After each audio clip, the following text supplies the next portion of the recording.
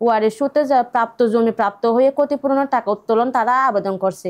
এলএসএক মূল 1 কোটি টাকার মতো বিবাদীগণ উত্তোলন করেন। তো জমি ক্ষতিপূরণের টাকা ফেরত এনে সরকারি কোষাগারে জমা প্রদানের জন্য আইনানুগ ব্যবস্থা করার পক্ষে মহোদয়ের কাছে আমি বিনীত মর্জি চাই। ওনারা গত 2-3 দিন ধরে যে চেক করলো, ওনারা আমার শাশুড়ির মেয়ে বড়টা করছে, আমার ওয়াইফ তাদের নিচের এখন উনি অনুমতি দিয়েছে ওনার বাসুরকে, বড় ভাই আপনি যদি আমাদের গার্ডিয়ান, আমার বাপ নাই, হ্যাঁ সে তো আপনি আমাদেরকে আমার মাইক কুটিয়ার উপরে নিয়ে গেছে, মানে কি আপনি আমাদেরকে একটা কি আমার মা অনুমতি দিয়েছে, আপনি চেকটা আমাদেরকে করার জন্য ব্যবস্থা করতে আপনার কাছে না কাগজপত্র আছে, আমার মা দিয়েছিল অতীতে, এগুলো দিয়ে আমাকে একটা ফাইল করার কি করে ব্যবস্থা করে দেন, যেহেতু আমি এবার পরীক্ষা দিচ্ছি, আমার ছোটো বাচ্চা আছে।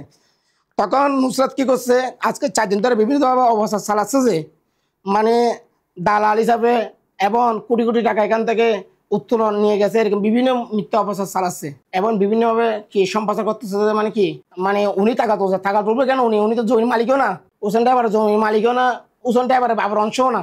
হ্যাঁ আমার ওয়াইফে বংশ বিদায় উনি সেক্টর রেডি করে দিয়েছিল, যেহেতু ওনার অভিজ্ঞতা আছে, অনুমতি দিয়েছে, ওনার কাছে কাগজপত্র ছিল বিদায়, হ্যাঁ এখন ওনাকে দালাল বানাচ্ছে এবং আমাদের হুমকি তুমকি দিচ্ছে, বলছে আমার নাম বিভিন্ন মামলা দেবে। উনি নাকি জুলাই যোদ্ধা, 5 থেকে 4 বছর আগে ওনাকে একবার অপহরণ করছিল, মুশকিল কিছু লোক কি কারণে জানি না, উনি বলছে মানে আমরা অপহরণ করছি বা উনি বিভিন্ন দালালের গিয়ে মাধ্যমে অপহরণ হয়েছে, এটা মিথ্যা অপচার চালাচ্ছে, অনুরোধ চালাচ্ছে জেলা প্রশাসকের কাছে আপনার একটু সুস্থ বিচারটা আমরা চাই। মালিক কবির মিয়া, প্রকাশ্যে ফকির মিয়া এর ওয়ারিশ, দলিল মূল নুরুল আলম, পিতা দরবেশ আলী। টাকার পরিমাণ হচ্ছে 9,67,075 টাকা। ওরা ওই মানে রোয়াদতের টাকা ওরা নিয়ে গেছে ওয়ারিশ সূত্রে, আমরা তো নিই নাই একতিয়ান হইতে।